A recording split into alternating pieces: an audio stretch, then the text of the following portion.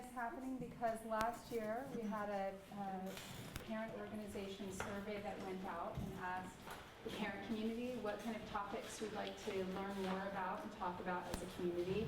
And supporting children through sexual development was a big, heavy hitter. So I'm really excited and honored to have our two guests today, who I will say have poured so much good energy, enthusiasm, time, passion behind gathering this topic together, working together. They're working together for the first time, and they both have their very unique foot in different doorways, if you will.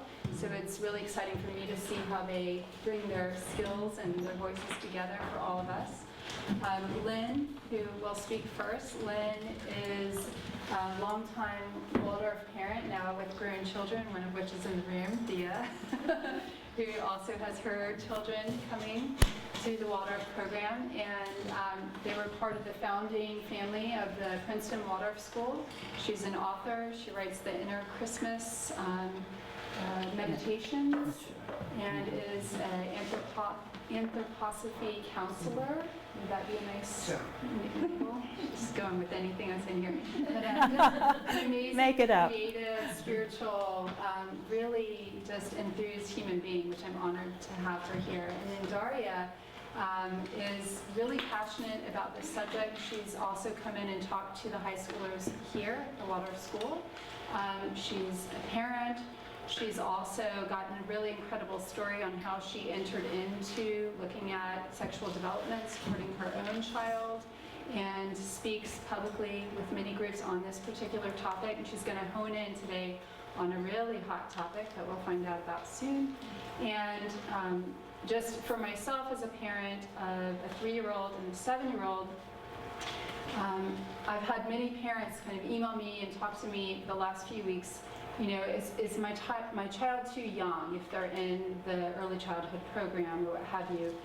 And the answer that I found from these ladies and from my own research is no, it's really never too soon as a parent to get educated, because what's happening today is very different in many respects with technology that's been introduced into a big part of coming of age and what access children have growing up. So very different playing field. So I'm just very grateful to have a community who wants to talk about this together and support each other. And there really are no particular right ways. We're going to find out, but it's what are our family values, what do we care about as a community, and just a wonderful way to kick this off. And we'll have more of these talks to come in the future as well. Welcome.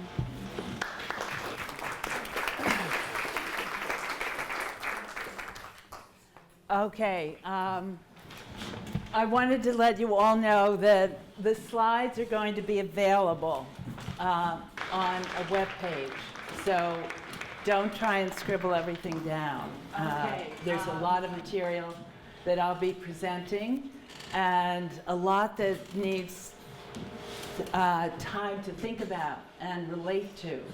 And so I really encourage you to go to the site, which will be, the URL will be up at the end of the slide presentation. So that's the one thing you have to copy down. And we also have this being videotaped, so everything I ad-lib, which will probably be most of it, will be also recorded. And I'm very excited that you're here. I have been giving talks to Waldorf audiences and anthroposophical audiences and all kinds of other audiences for 30 years, and I have never been so overwhelmed by a topic.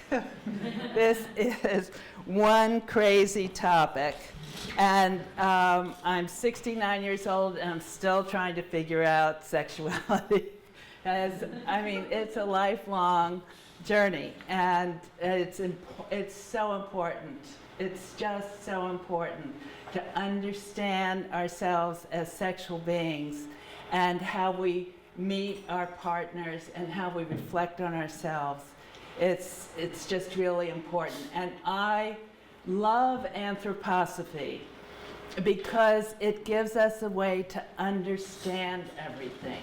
It gives us a picture of the human being that we can then begin to understand just what's going on in us and going on in the rest of humanity. So this self-other relationship is very important. The inner life and the outer life, very important. So I also want to say that there is nothing that I'm sharing tonight that I want you to take as gospel or as the ideal. Because one of the things the human being has is this ability to strive and to be self-compassionate and self-forgiving. And also because I spoke to my son, who has 2 children in the Emerson Waldorf School in Oregon, and has taught at 4 Waldorf schools, and is a psychotherapist. We were talking today, and he brought up a quote from Leonard Cohen. And I thought it was just what I wanted. And it's, forget your perfect offering. There is a crack in everything. That's how the light gets in. So as we parent, we need to remember that the cracks, the mistakes we make, the uncertainties we feel, that's where the child gets to really experience who they are, and that they're not just our child. And that's really important. And then another quote, and these are not in the slides, but one of my all-time favorite Rudolf Steiner quotes is, "Wisdom is crystallized suffering." And so as you work with what your life has been about, all the struggles you've had, all the trials, all the initiatory, my God, what's happening to me, whether as a parent or as an individual, it's in those experiences that you find your greatest wisdom. And so pay attention to them. Don't doubt yourself. And God, I could just go on and on for this activity, but instead I want to have a little fun with you first. And that is the fact that with, what is it, my daughter?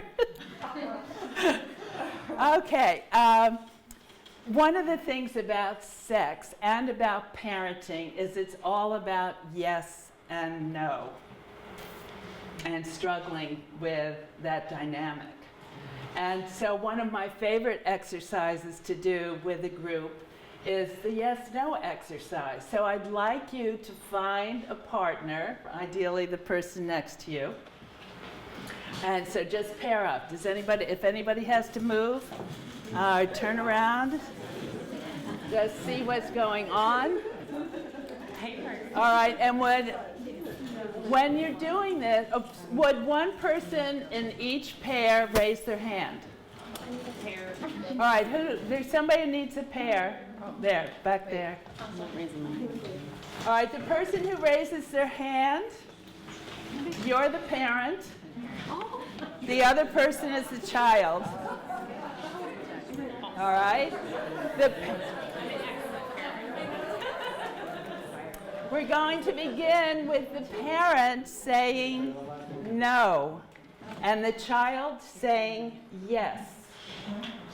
And that's all you're going to be saying. This is a dialogue of yes and no. The parent says no, the child says yes. You're going to do this for 1 minute. All right? Does anybody have any questions? All right, so all you say, all the parent says is no, all the child says is yes, and you have a dialogue with those 2 words. So, all right, let's begin. Go for it. No.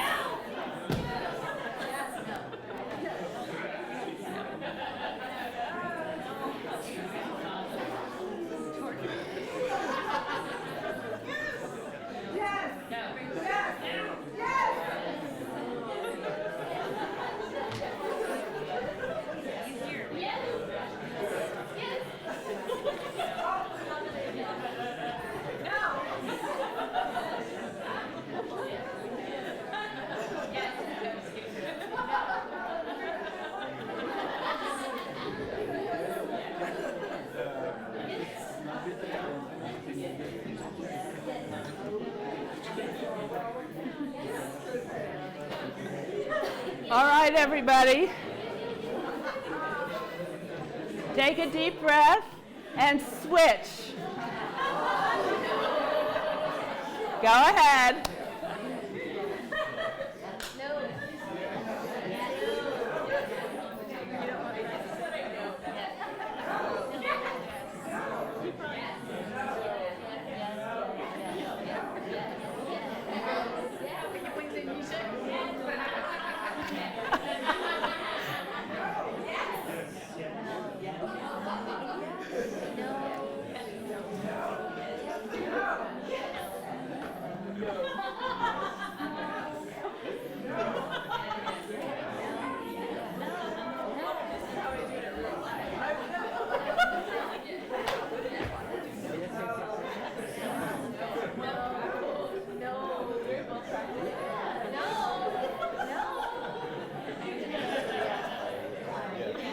Only yes or no, guys.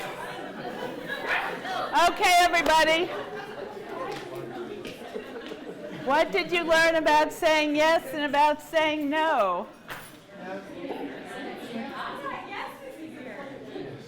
It's an energy thing. You know, our whole life is about saying yes and saying no and occasionally saying maybe. But with raising our children or teaching our children, it's a big dynamic. It's always there. And certainly when it comes to sex and the activity of sex, it's a yes or a no. And we really need to learn about that and understand it. And certainly with what Daria is presenting later, we'll see a very important reason why we need to know the experience of yes and no consciously, not automatically. Why are we saying yes? Why are we saying no?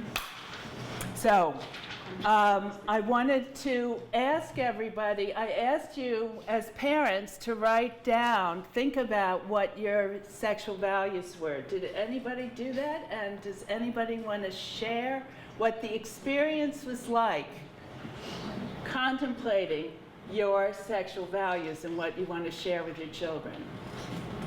Can we maybe take a couple minutes or a minute to think on that? Because I don't know that everyone got the memo. Sure, but you'll have plenty of time after. But it's, yes. I would say respecting her own body and herself so that she can say no. Right. Yes, ma'am. My experience having kids, my oldest is in first grade, I feel like I'm not quite sure. And I'm hoping to gain clarity in the next couple of years about how to find, having come from years and years in a very conservative, faith-based community where everything was very black and white, and having had the experience of leaving that, there's so much of me that's kind of still there and a lot of me that wants to try something newer and more healthy, and yet without just saying yes to everything, I'm still unsure of where exactly to draw lines really for my own children. Good. But I want to come at it in a very conscientious way versus sort of haphazardly. Yes, that's the whole point. That's why I'm here and why I'll be sharing what I intend to share. So, no, it hasn't moved yet. Wrong way. Wrong way. There we go. All right, first of all, I thought I'd apologize because I cannot make sex simple. I cannot make it formulaic. You can't either. So we're caught in this mystery together tonight, and we're going to see what we can discover. What I plan on doing is offer a healthy, reverent imagination of archetypal sexual development and the role of the parent. I intend to be relaxed in sharing these pictures and in answering your questions. And I want to be available for further conversations. And that's your job as a parent. I'm trying to model that. So I'll goof up. All right, sexuality is about as complex as it gets. Physically, biologically, emotionally, morally, spiritually.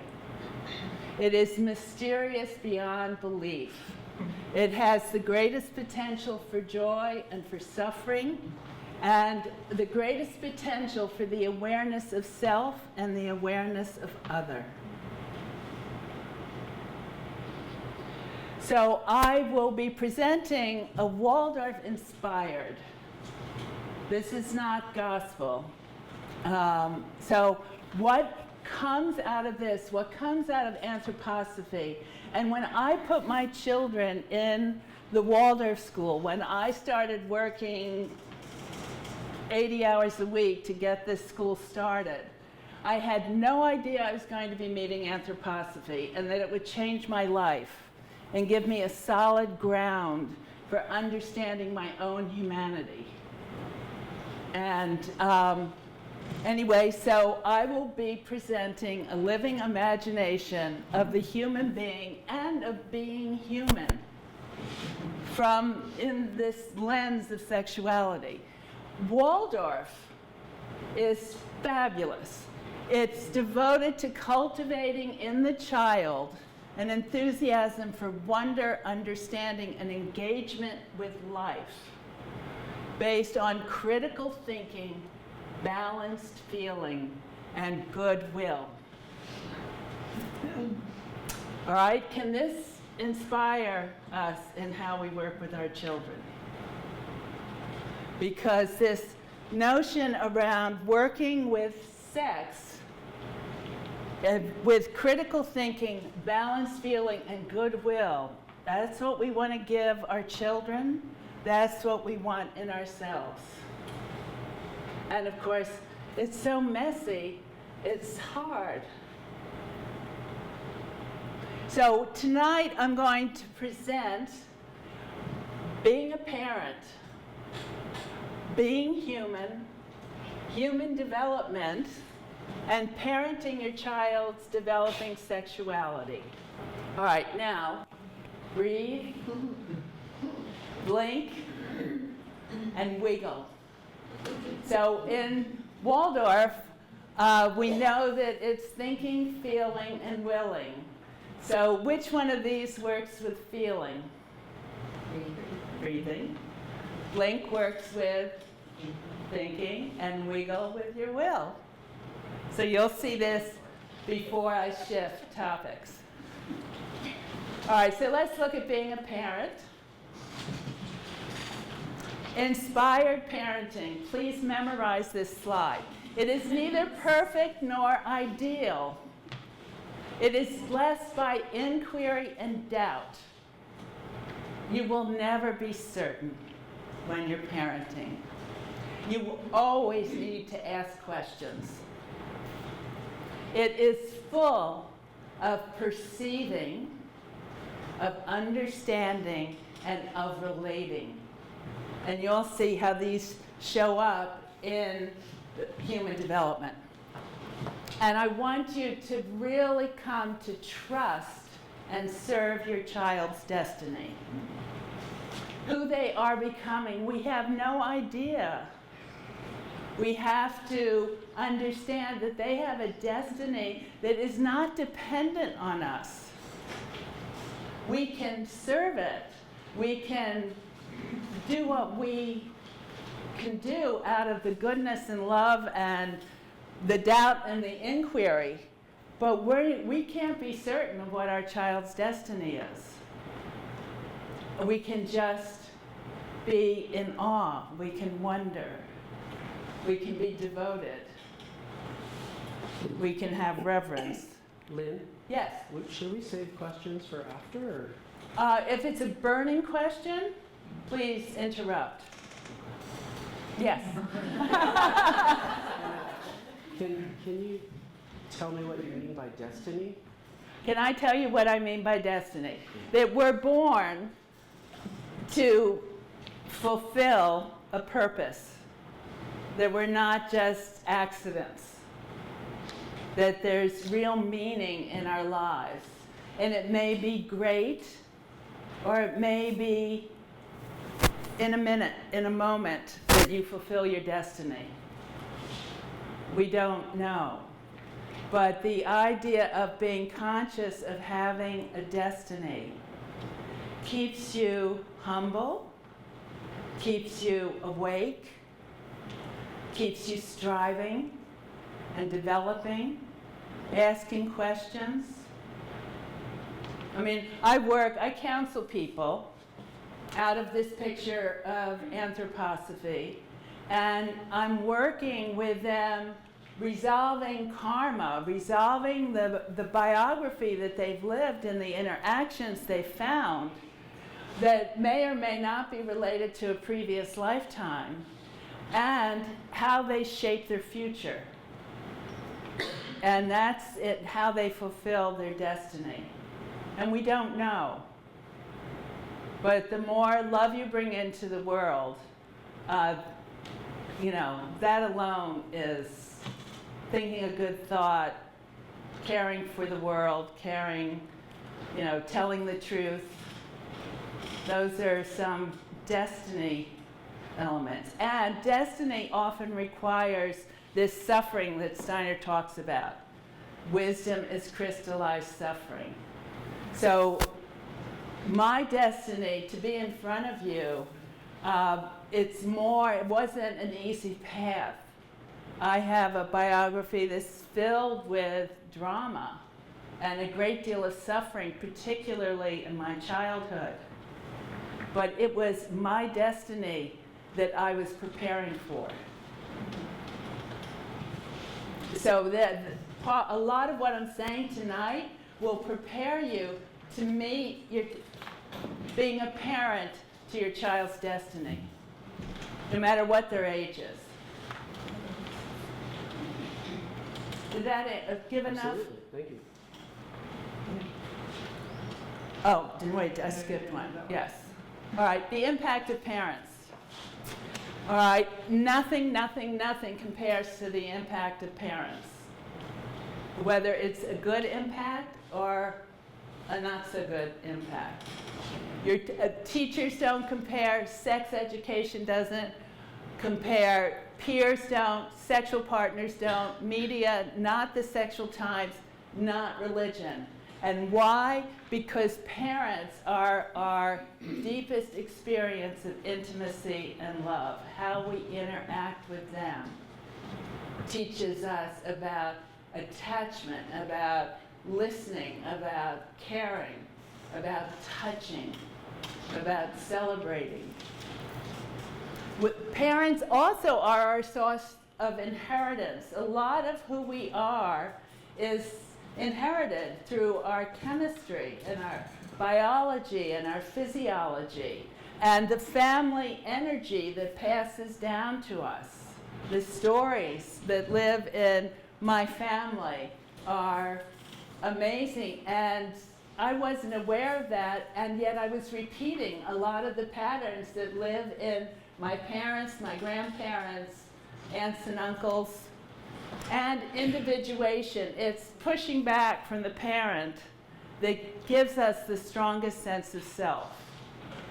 You know, to be on your own, to be an adult that no longer needs parenting means you have a sense of self that you don't have when you're still in the parent's embrace.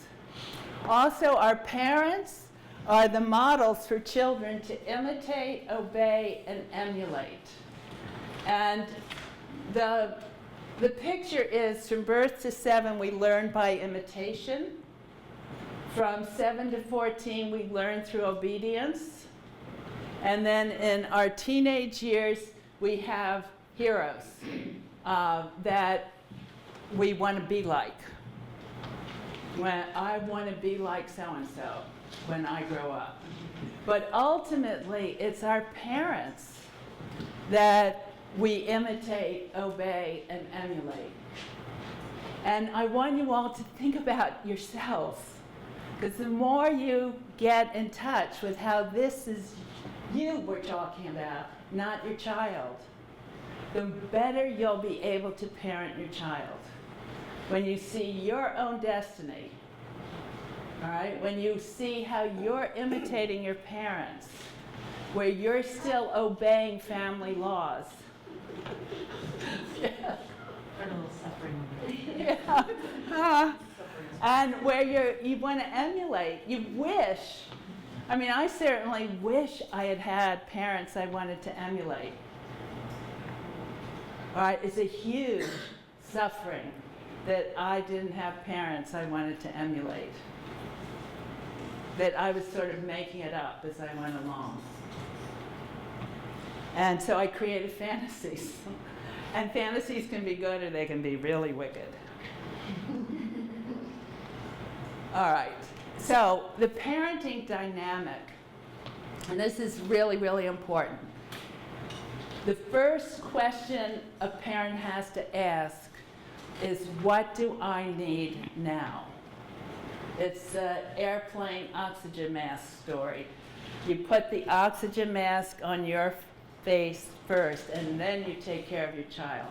So when you're facing your child and they're asking you questions, you need to take a breath and say, what do I need? And then you may need to ask for time. That's a great question, honey. Let's talk about it Saturday morning. All right? Or you may say, oh my gosh, I need knowledge. You know, so you ask for time and then you run and you get your knowledge. You may need comfort. All right? You may need encouragement. You talk to your spouse, your best friend, your child's teacher, whatever. You need encouragement. You need boundaries. You need to say, oh, you know, that's a great question, but I don't think we're going to work with it right now. And you say that in a way that has confidence. All right? And you're relaxed. If you're tense, your kids will never buy it. But if you're relaxed, you can set boundaries in a way that is amazing. Now, containment, how do you keep the question contained? Do you need listening? Do you need direction? You know, what do you need before you meet your child's need? And then you ask, what does my child need now? And it's so important. What do you need? Comes first. All right, the reality of sexual parenting. This is the most important thing you can learn tonight. Your sexual past impacts your child's sexual future. Your sexual self-awareness of how you were parented and how you sexually developed and lived determines how you parent your child's sexuality. Look into your sexual past, not with pure self-compassion, with objective observation. Do not go into drama. Drama does not help. You need to evaluate your sexual knowledge, your sexual values, your sexual prejudices. We all have them. And you need to be able to talk about them, understand them, write about them. This is where journaling can be really helpful. You need to develop your ability to perceive, understand, and relate to your child's unfolding sexuality. All right, you need to see it, hear it, feel it. You need to understand it. This is where you need to increase your knowledge. And you need to pull away the veils of your own past. And you need to relate to it in a healthy way, in a relaxed way. And it's complex because you're going to go, oh my God, you know, why is this happening? Why are they asking this question? Why are they doing that? And then you really need to expand your willingness to relate openly, humbly, and sincerely to your child's developmental needs. Now, what are the parenting gestures? I created a course called Inner Mother, Inner Father, because what I realized is all of us have unmet needs and unexpressed angers around how we were parented. So I wanted to look at what I needed to be able to bring to myself, what I needed to create as an inner mother and an inner father to meet my needs. So parenting your child's inner life. What you needed for your inner life was holding, all right? You needed to be held. You needed to be handled, all right? This handling, how a child is touched, how a child is listened to, how a child is brought into the world. All of this has to do with handling. It's not just, oh my God, how did I change their diaper? Or what was breastfeeding like? Although that's certainly part of it. But throughout your life, in all kinds of situations, you're holding and you're handling.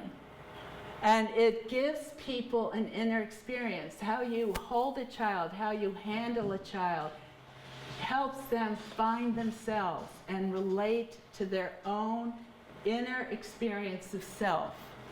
Then you present new objects. How are new things presented to you? This is such an important deed.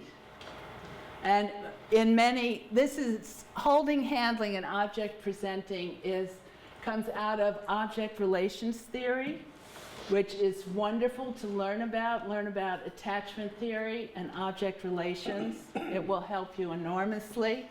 And the object presenting, when is your child ready for something? When is too soon? When is too late? And who cares? This is how you did it. This is how it was done for you.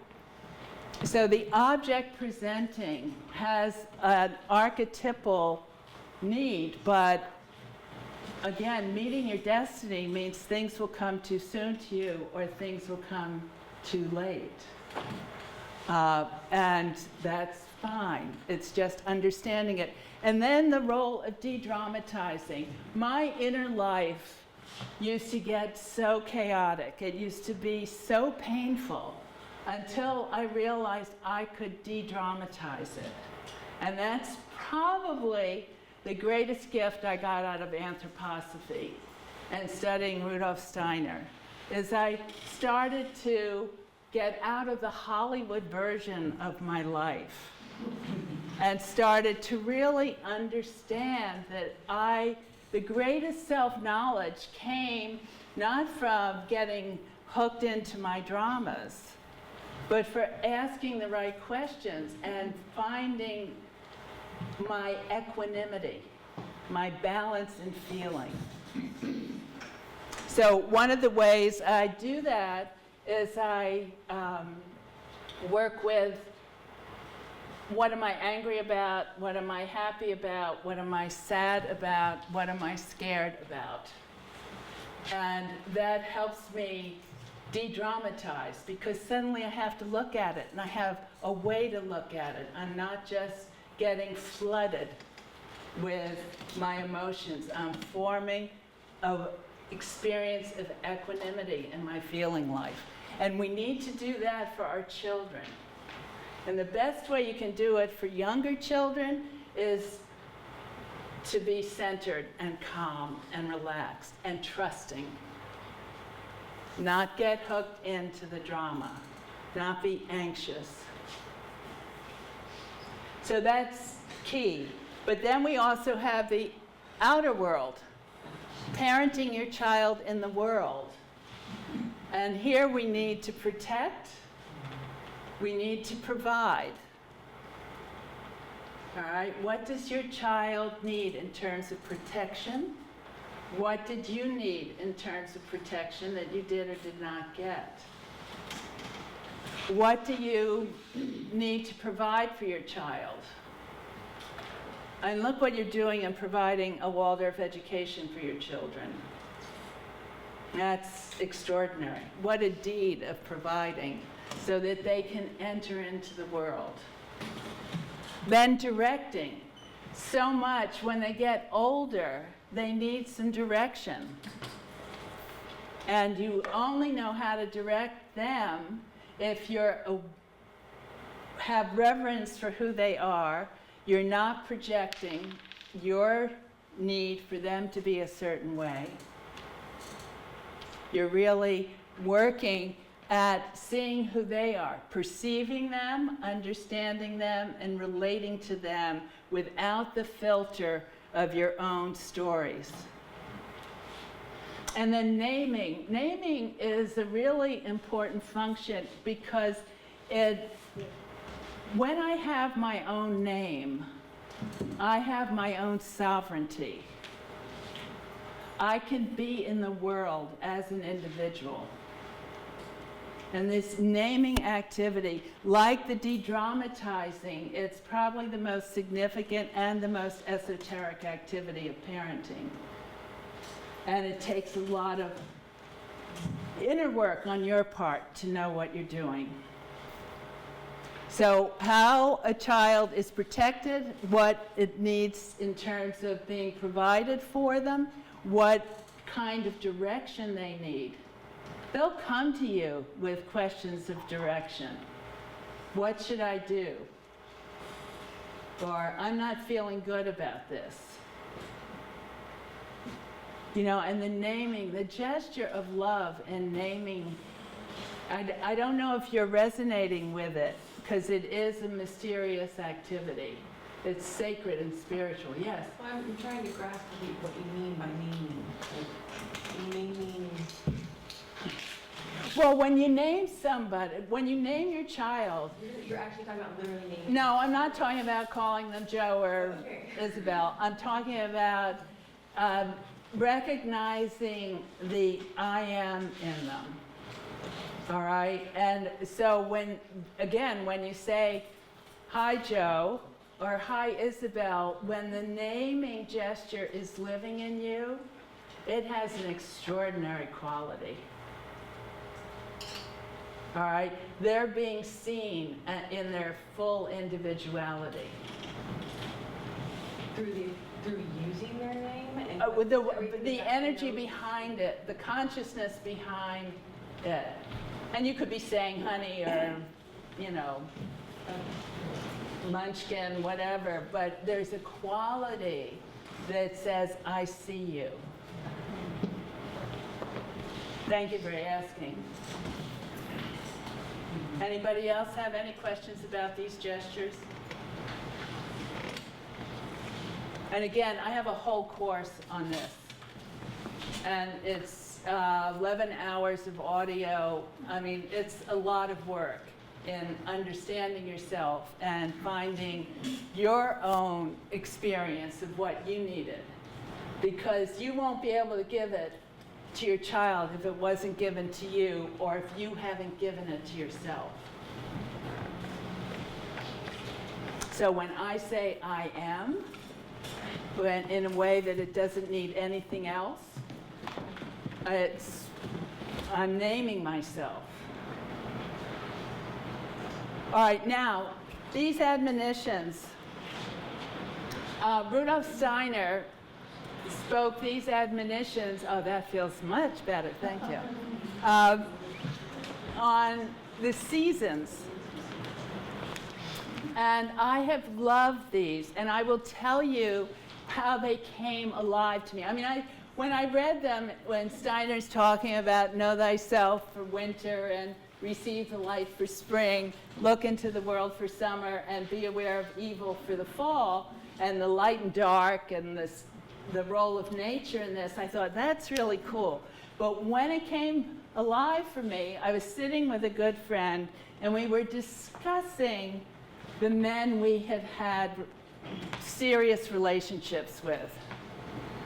And she was kind of questioning her relationships. And suddenly these admonitions popped into my head. And I said, all right, let's go through your lovers and let's look at whether they helped you know yourself, whether they helped you receive the light, the relationship, whether the relationship had you look into the world, and whether it had you be aware of evil, whether it increased your capacities to live out these 4 admonitions. And it clarified so much. Suddenly, relationships that had been, ones we wished we hadn't had, we suddenly saw the reason behind it. That it may not have been a happy romance, but it was a great lesson in being ourselves. We learned something very profound. So with our children, know thyself becomes know your child's developing self.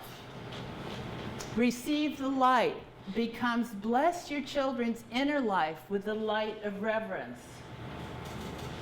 All right, you can think back to the Leonard Cohen statement, look for the cracks that will let the light in. Look into the world. Show the world to your child, and this is where they develop their perceiving, their understanding, and their relating. And all this has to do with life in general or sexuality in particular. And then be aware of evil. Stand by your child as she faces temptations and trials. Cannot protect anyone from the temptations or the trials they must face to become who they're meant to be. But as a parent, you want to stand by them. Any questions?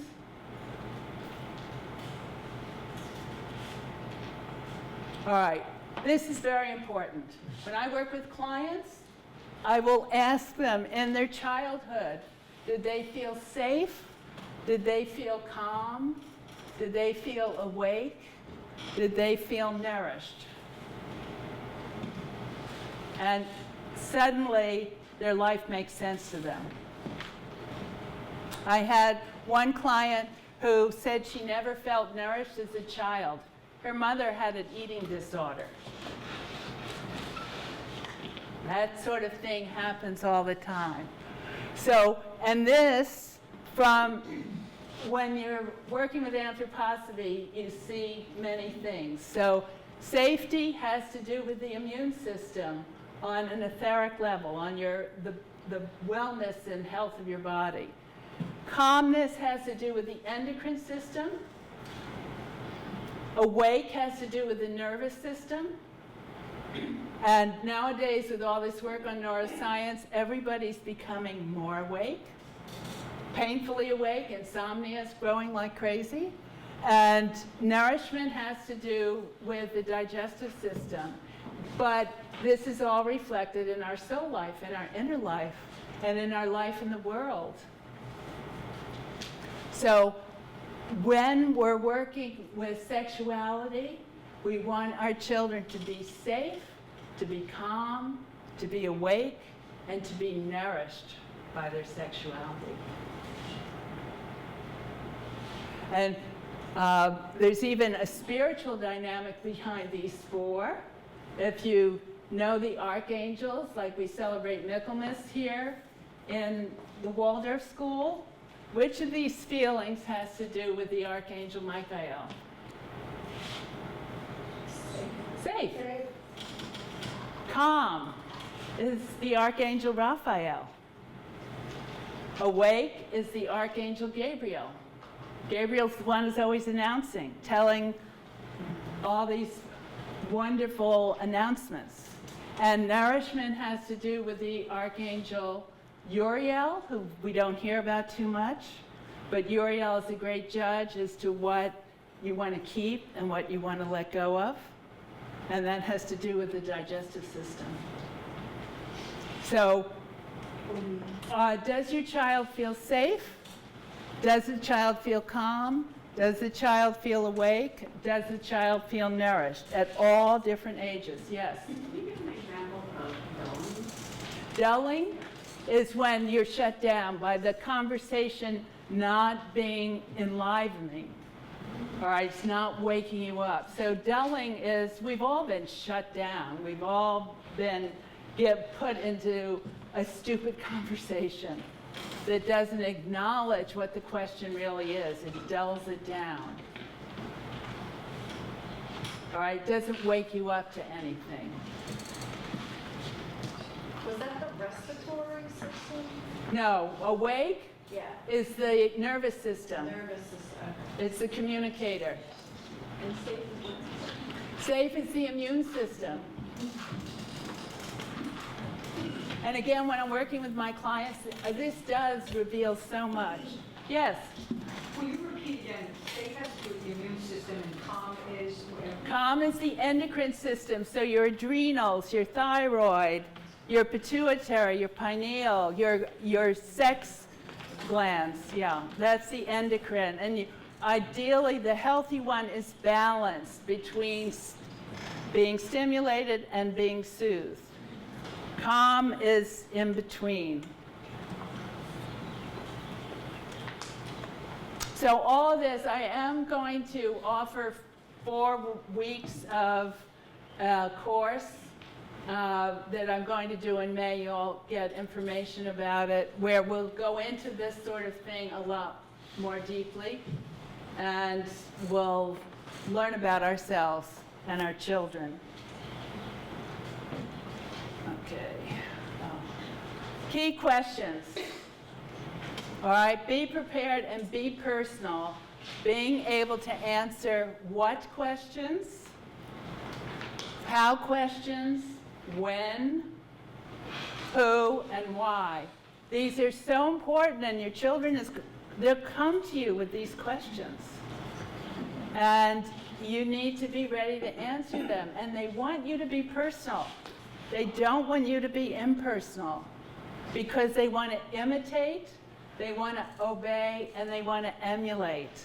And if you're not being personal, if you're being matter of fact, or scientific, or religious, and not being personal, they're not going to be able to imitate, obey, or emulate you. So some of these questions, look at them. What are the ones that are going to make you the most uncomfortable to answer? And where do you need to get knowledge? Where do you need to do some work on yourself and your own experiences?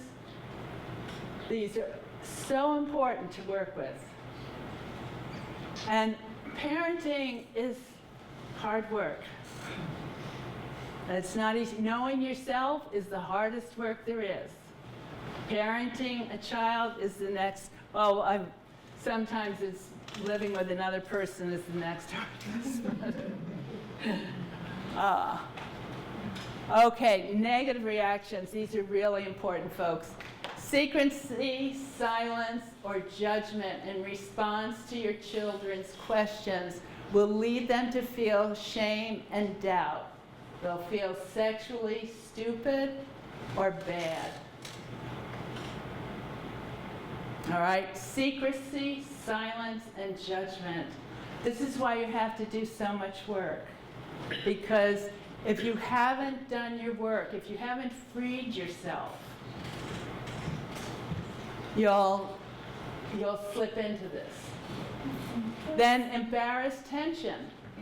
The child, believe me, the moment any part of you tightens up, gets uncomfortable, they know it. All right, so if you do feel embarrassed, if you do go tense, say, wow, this makes me really tense. This is hard for me to work with. Your kid's going to appreciate that so much more than falling into secrecy, silence, or judgment. All right, and the tension, if it means there's this uptight conversation, the children will fall into despair and obsession around their questions. And you don't want your children entering into their sexual life feeling any despair around their will or any kind of obsession in their thinking. Thank you. Can I ask a question. Mm-hmm. And a few slides before, you had mentioned boundaries. Yes. So how do you have a boundary but then don't make it into shame and doubt for the questions that they're asking? One, you relax. Two, you simply set a boundary like you set your other boundaries. You know, calmly. You acknowledge, oh, I know you really want to talk about this, but I think we need to wait, or I need to wait to a better time. But I'll remember your question. I won't forget it, and we'll work with it when it feels right. And then you go do your work. Yes? What if it's not about questions and talking? What if it's about action? Actions. And Yes. like, you don't want to judge the action that they're having and shame them, but you also don't want them to do the action that they're doing. All right. And that's very challenging. All right, but some actions which are challenging for us because we were shamed for them and judged for them are very normal development. I have a slide later on where I talk about the body experience, and kids go into potty talk and playing doctor, things like that, which is normal developmental curiosity. And how you set your boundaries is once you realize it's normal, once you realize you're uncomfortable and you decide whether or not your discomfort needs to be projected onto the children or whether you can do some of your own work, makes a difference. All right, but again, there's no perfect parenting. So, you know, you need to feel good about yourself and good about the way your children are behaving. Yes. I just want to come back to the boundaries thing for a second because I have so you talk about be personal, and there's something to be said for answering questions in a clear and coherent manner, and there's something to be said for my personal life is my personal life, and it doesn't matter that my children are going through something. They certainly don't need to know everything. No, And there are boundaries there to be set. Exactly. And that's up to a parent to say that this personal question that you're asking is in fact not one you can. All right, but see, that's being personal. All right, the moment you say, this, you know, that's, I hear your question, but it's not a question I'm going to answer right now, that's being personal. But it could also be a question I'm not going to answer ever. I mean, there's something that I'm not going to answer that question now because I don't think you're old enough. And there are some things that are, I'm not going to answer that question ever because that's not something for you to know. And I think that there are boundaries to be set there. All right, well, that's your style, and Right, I'm just saying that as long as you're, boundaries and you know, right, have I to- come from a gesture of openness, I always have, and it was fairly open in my family. So that's, I've always seen it be more positive than a wall. I just don't want walls between you and your child. You can set boundaries, but don't build a wall. So, you know, it's a tough question. Again, you need to think about what you're comfortable with and what you're not comfortable with. Essentially why you're not comfortable with it. So then avoidance, the belief that sex is forbidden, frustrating, or merely functional. Anxiety leads to the seeking of the hidden treasure of attachment. That was the biggest curse of what the parenting I got. There is so much anxiety around attachment and abandonment and neglect and abuse, so that I started looking for love everywhere because I wasn't getting it at home. And I didn't see my parents getting love. So it was really, really tough. So there's a lot more, but this is important to work with. This is what you need to struggle. What are your questions around all of this? When you get the slides, when you download them, take each slide and write a bunch of questions or deal with your memories. Put it out there so you know yourself. Okay. Positive responses to questions. Laughter and delight. particularly when they're little. Caring and celebration. I mean, 7 to 14-year-olds are going through so much.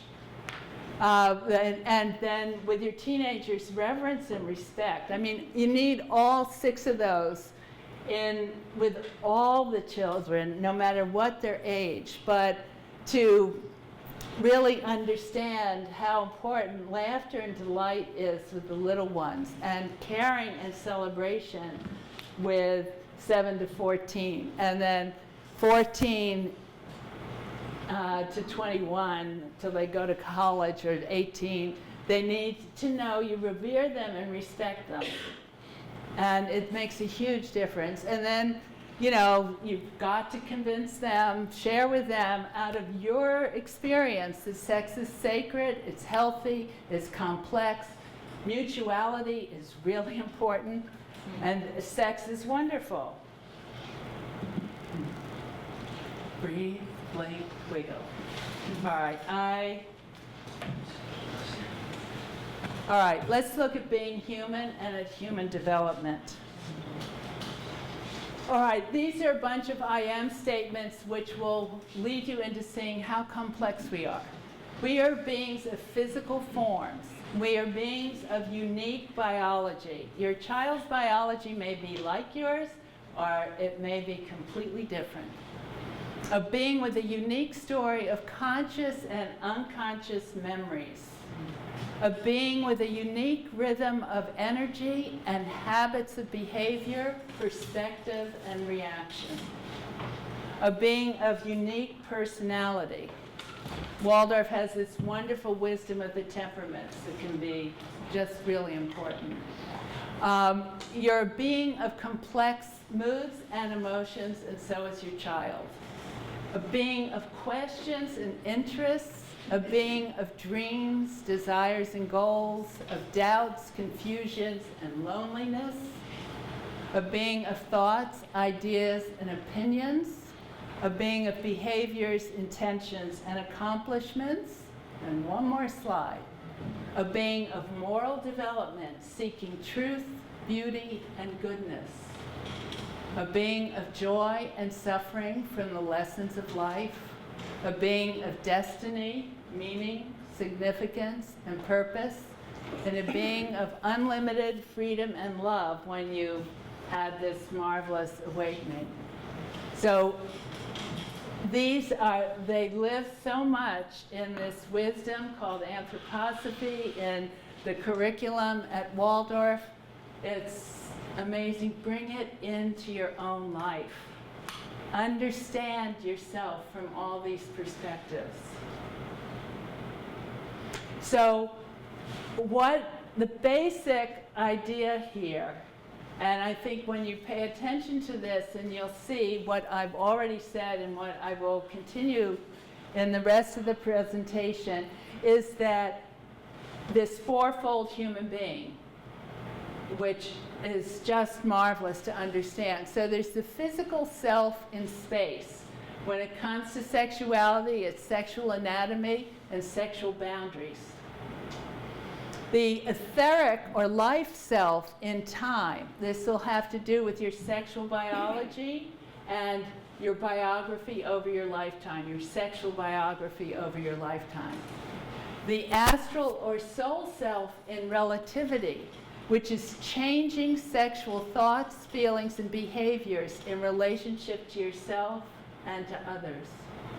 And then the spirit, the I am, which is beyond the sexual self. It's that pure freedom, pure love. It doesn't have a story. It's not dependent on biology or biography. It's, we're not going to be spending too much time there, because it's the other three that is where we find our sexual lives. So the incarnation, so this is how we come into the world and makes this experience of self our own. So the physical body really becomes our own. You know, we're born with our own physical body. And the last stage of finding our own physical body is the change of teeth. That's an amazing experience, and any of you who have first and second graders and see what happens to their moods as they get their loose teeth, it's pretty amazing. The etheric body really develops and becomes their own between the change of teeth and puberty, and it culminates with the ability to reproduce, to create life on their own, our own body. Starting, puberty is I can create life. It's not, you're not dependent on where your life came from anymore. And then the astral is puberty to coming of age between 14 and 21, and then we're developing our spirit, our own individuality from 21 to death. And if you've ever been aware of this and seen somebody, I have a client who's a young man, and I worked with him when he was 19, and he came back to me after he had turned 21. The change was breathtaking. You can't put it into words, but something has happened. So all these play out in our sexual lives. All right, let's go to human development. So the 4 experiences of self and other.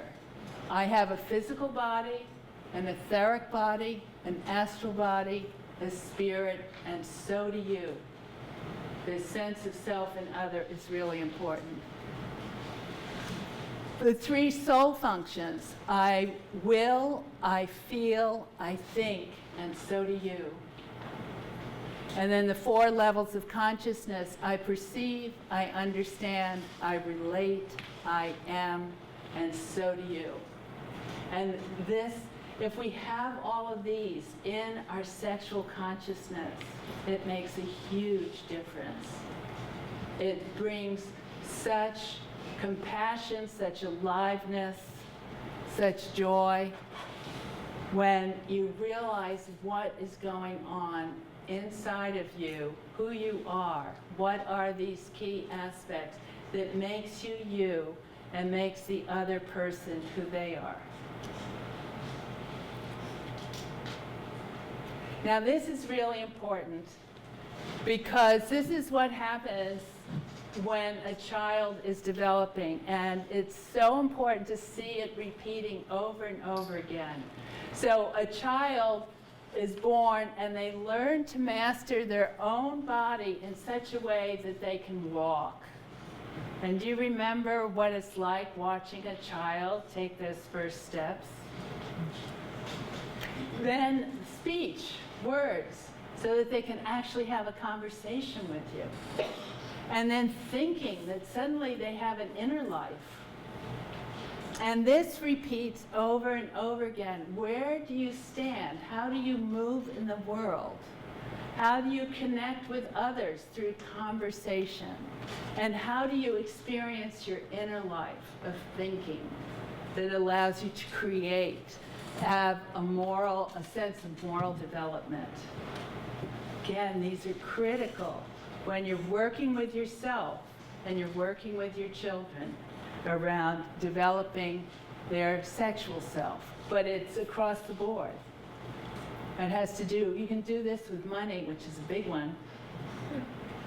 Okay, so how does a child experience their individuality in stages?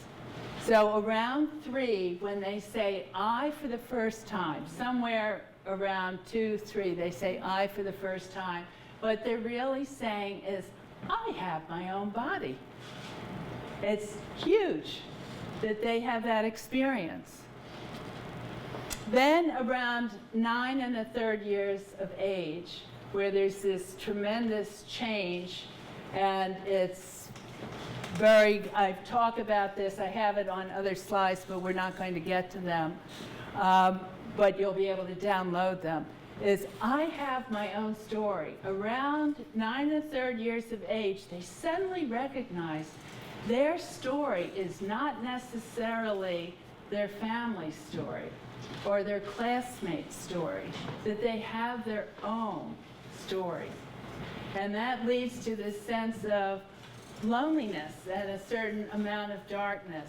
Physically, at this age, there's a shift in the pineal gland, which is responsible for all the melatonin, which is how we relate to light and dark. And suddenly, a child is no longer living in the light. They start living in the darkness. And it's happening in their physical body and in their soul life. And as a parent, you can celebrate it, but it can be quite challenging to deal with it. Then age 14, it's suddenly, I have my own desires and my own needs. And I don't have to conform to my family or to my class or to my friends even. And so that's sort of an instinctual self that sort of comes, it just shows up. And then, but with 18, when they realize I have my own choices and I have to deal with my own consequences, there's a lot there. It's the awakening of the moral self. And their own truth, their own beauty, their own goodness. And again, when you're aware of this, the conversations you'll have with your children around sex, around their bodies, around their relationships, around what they want, what they're confused about, it's huge. And I only wish I had had this to shape my conversations with my children. And it would have made it I would have felt more confident. I would have felt that I had a structure for my thinking and my feeling and my will in dealing with my children's sexuality and their other questions. Now, the parental deeds. Parental deeds are very important here. The earliest deed is the embrace, the parental embrace. Imagine embracing your child. What does that mean to you? How were you embraced as a child? Then 7 to 14, the parent is a gateway of confidence, a gateway that allows the child to go out into the world and come back into the family, and that the parent has this confidence. How can you have confidence if you don't understand human development, if you don't understand the fourfold human being and what's going on for them? And then 14 and the rest of the life, parent is resource. The ability of the parent and the child to stay connected, the ability of the parent to continually provide support, and the ability to celebrate. It's so important. So these 3 gestures are important for you to think about and to work with. Yes, I know. So I'm going to stop there. I have slides on working with each stage of development around the body, around the story, around the teenage years. So there's a lot in working with it. But this is all, you'll be able to download this online. So this one, teenager, I have my own reproductive biology. I have my own desires and needs. I want to be desired.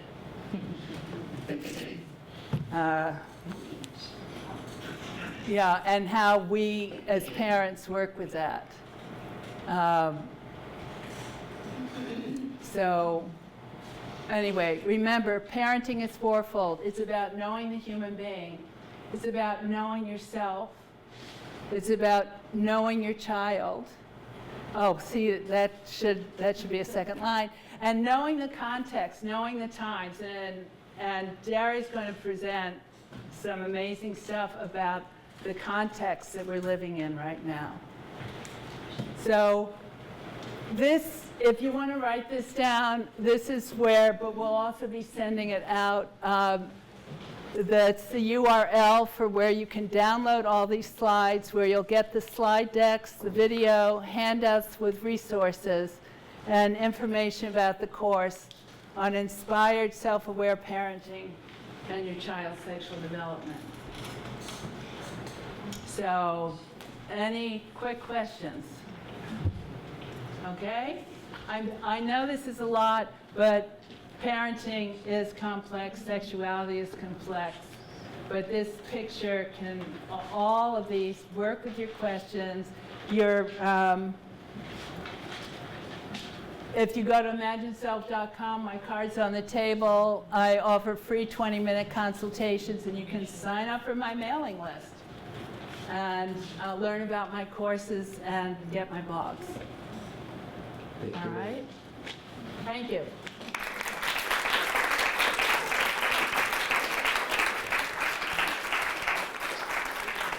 All right, we got to put you on the mic now. There'll be, what, a 5-minute break? Sure. To breathe, blink, and wiggle?